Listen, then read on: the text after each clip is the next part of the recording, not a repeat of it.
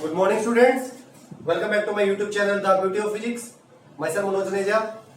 Today in this video, I am going to cover a very important topic, which is cross product of two vectors. Chapter 4, class 11th. बच्चों आज की इस video में 11th class का 4th chapter जो है motion in A plane, उसमें एक इंपॉर्टेंट टॉपिक है क्रॉस प्रोडक्ट ऑफ वेक्टर्स. ये कवर करने जा रहा हूँ. चलो बच्चों करते हैं क्रॉस प्रोडक्ट क्या होता है. बच्चों मेरे पास दो वेक्टर्स हैं, A cross A, vector A and vector B. Vector A and vector B.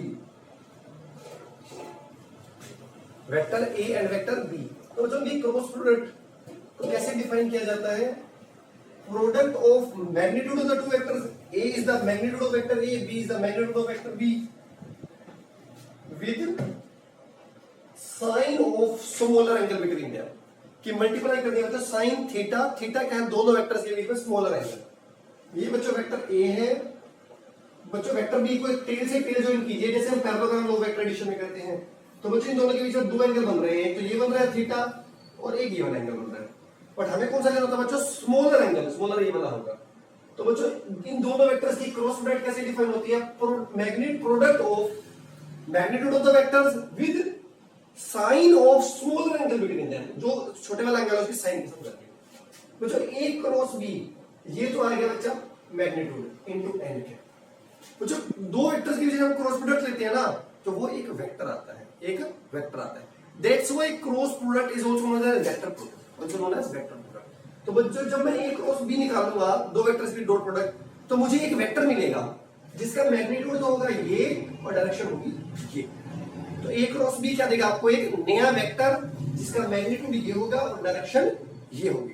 तो इसलिए क्रॉस प्रोडक्ट क्या है? एक वेक्टर. तो सपोज बच्चों A cross B is my C vector. C vector. तो बच्चों सी वेक्टर का मैग्नीट्यूड कितना होगा? सी वेक्टर क्या है बच्चों? ए क्रॉस बी से जो मुझे नया वेक्टर मिला उसको मैंने सी नाम दिया. उसका मैग्नीट्यूड क्या होगा बच्चों? A B sine theta. ये देखिए मैंने इसका मैग्नीट्यूड लिखा है. और बच्चों सी की डायरेक्शन कौन सी होगी? N cap. N cap.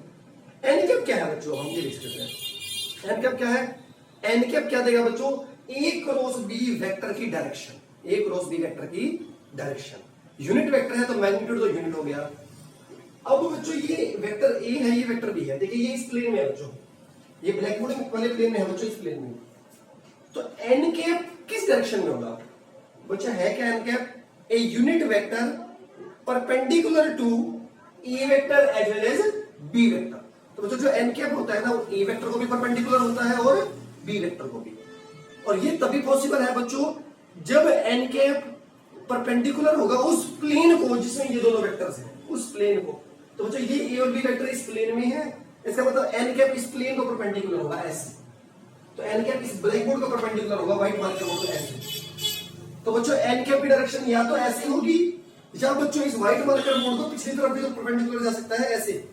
जैसे बच्चों अगर वेक्टर ए और वेक्टर बी इस प्लेन में है, इस पेपर वाले प्लेन में, तो इसको परपेंडिकुलर डायरेक्शन एक तो ये हो सकती है इस प्लेन को, एक बच्चों पीछे भी तो हो सकती है ना, ये वाली ऐसे. तो बच्चों एन कैप किधर आएगा? परपेंडिकुलर दो डायरेक्शंस पॉसिबल होगा, इधर या पीछे. इसके लिए बच्चों एक रूल है, राइट हैंड थंब रूल. याद रखना है बच्चों, बहुत कम आएगा हमारा रोटेशनल डायनामिक्स में. Right hand thumb rule. बच्चों राइट हैंड है हमारा फिंगर्स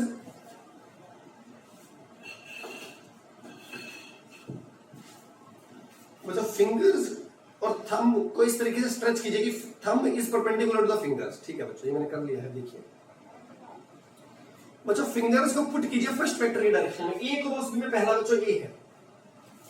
फिंगर्स को पुट कीजिए फर्स्ट वेक्टर की डायरेक्शन में, और इस तरीके से रखना है बच्चों कि जब मैं फिंगर्स को कर्ल करूं ना, मुझे सेकंड वेक्टर की डायरेक्शन मिल जाए. सेकंड वेक्टर की बच्चों ये देखो, मैं पहले गलत करके दिखाऊंगा. फिंगर्स को पुट करा फर्स्ट डायरेक्शन में किया, कर्ल कर रहा हूं तो मैं नीचे जा रहा हूं. सेकंड वेक्टर थोड़ा नीचे, ये सेकंड वेक्टर तो ऊपर है.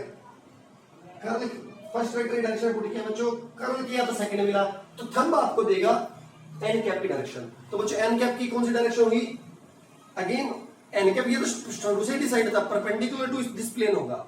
बट मैंने कहा था ना, या तो बाहर की तरफ या अंदर की. तो ए क्रॉस बी के लिए बच्चों एन कैप बाहर की तरफ आएगा. और बच्चों अगर मैं बी क्रॉस ए की डायरेक्शन निकाल रहा होता तब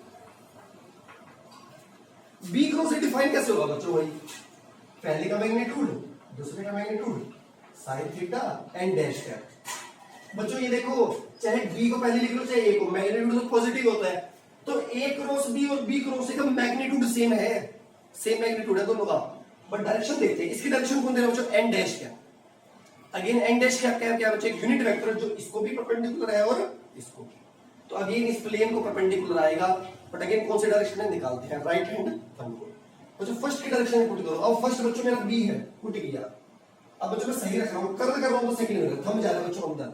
तो बच्चों बी क्रॉस ए की डायरेक्शन होगी अंदर और ए क्रॉस बी की होगी बाहर, ए क्रॉस बी की होगी बाहर। तो बच्चों कितना एंगल बन गया? ए क्रॉस बी और बी क्रॉस ए में बच्चों मैं बी क्रॉस ए को डी वेक्टर मान लेता हूं, डी वेक्टर।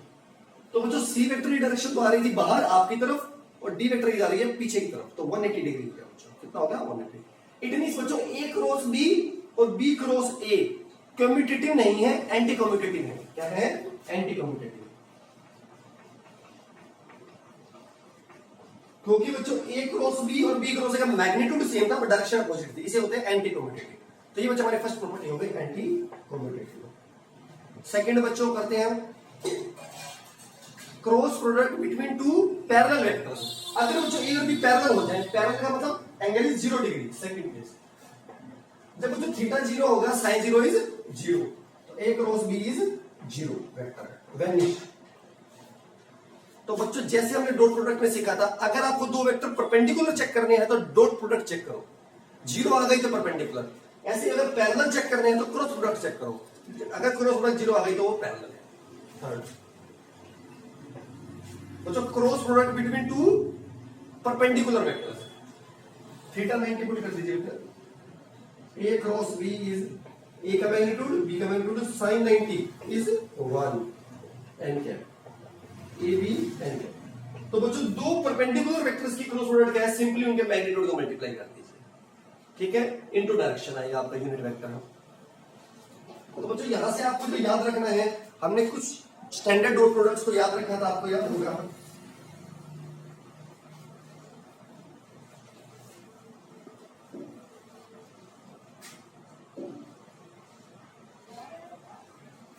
आपको याद होगा बच्चों, हमने याद किया था I dot I, J dot J, के डॉट के। याद करा होगा बच्चा, हमने dot product between to same unit vectors हमने कहा था बनना है। ऐसे बच्चों हमने याद किया था I dot J, dot product between to different unit vectors, J dot के डॉट आई। ये क्या था बच्चों? जे। आज बच्चों याद करते हैं cross product between same vectors, I cross I. बच्चों अपना कॉन्सेप्ट क्या कहता है? ए क्रॉस बी, पहले का मैग्नीट्यूड 1, बच्चों यूनिट वेक्टर मैग्नीट्यूड 1, सेकंड का मैग्नीट्यूड 1, साइन। बच्चों सेम वेक्टर्स के बीच में कितना एंगल होगा? 0 डिग्री, 0, साइन 0 इज 0। तो बच्चों जैसे हमने याद करना ना, I dot I, J dot J, के डॉट के 1, तो बच्चों हम याद करेंगे आई क्रॉस आई, जे क्रॉस जे, के क्रॉस के इज 0। तो cross product between to same vectors is 0, dot product between same vectors is unity 1। अब बच्चों हम याद करते हैं आई क्रॉस जे मतलब cross product between different unit vectors.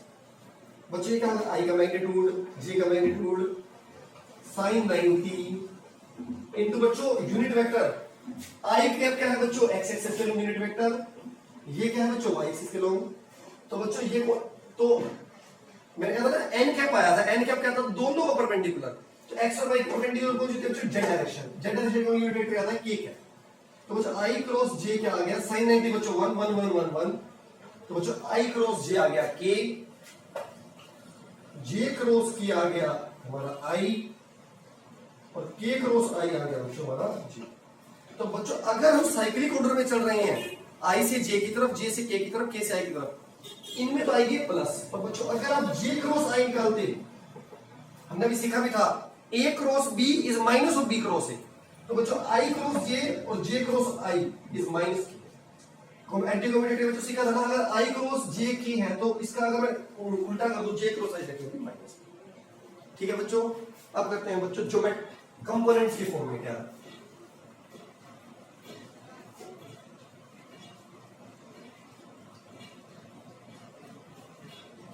in terms of components.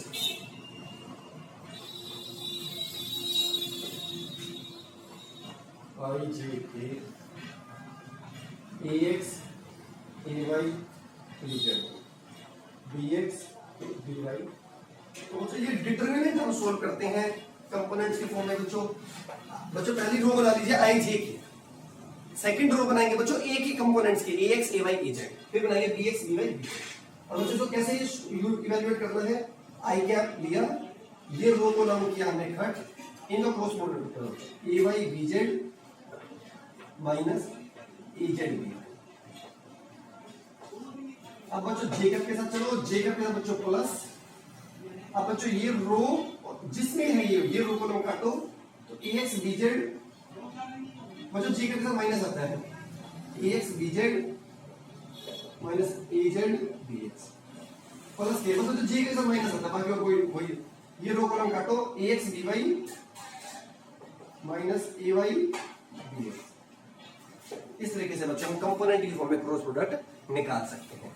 अब बच्चों एक लास्ट छोटा सा टॉपिक है हमारा यहाँ पर, geometrical significance of cross product. Geometrically क्या मतलब होता है cross product? Geometrical significance of dot product.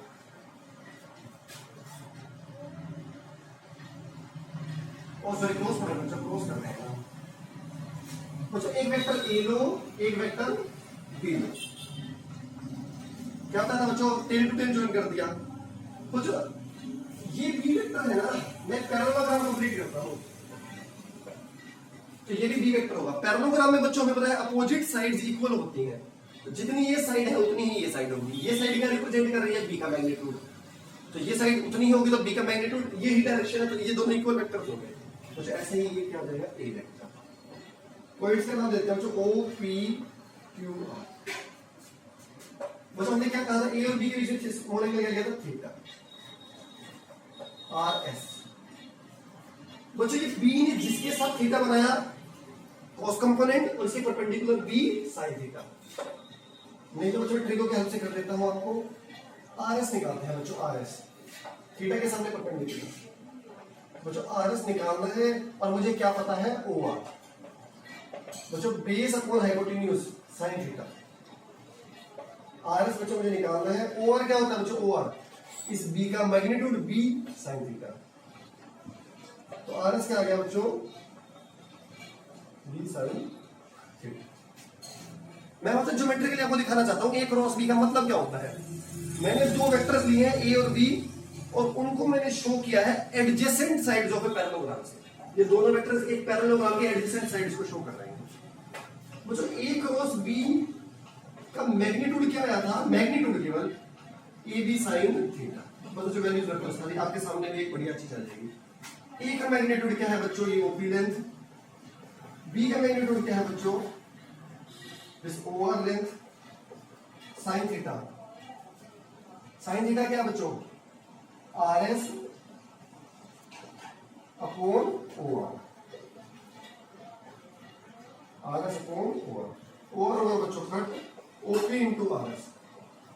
OP क्या है बच्चों, ओपी पैरेललोग्राम का बेस, ये क्या है बच्चों, आर एस पैरेललोग्राम की हाइट, तो बेस इंटू हाइट क्या होता है पैरेललोग्राम का, area. This is what area O P Q R. तो क्या बच्चों ए क्रॉस बी की क्रॉस प्रोडक्ट के मैग्नीट्यूड ने आपको उस पैरेललोग्राम का एरिया दे दिया जो जनरेट हुआ था उन दोनों वेक्टर्स को उसकी एडजेसेंट साइड से लेकर। तो geometrically cross product between two vectors gives the area of the parallelogram whose two adjacent sides are two vectors, two vectors। अब बच्चों आपको ये पता है, अगर मैं इसको ज्वाइन कर दूं बच्चों, पैरेललोग्राम का डायग्राम, ये 9th में प्रॉपर्टी करी थी, उसको दो कॉन्ग्रुएंट ट्रायंगल्स में डिवाइड करता है, दो कॉन्ग्रुएंट। तो बच्चों इस एरिया को मैं क्या लिख सकता हूं, इस एरिया को twice of OPR, area OPR. तो एरिया ओपीआर क्या जाएगा, half of A cross B का।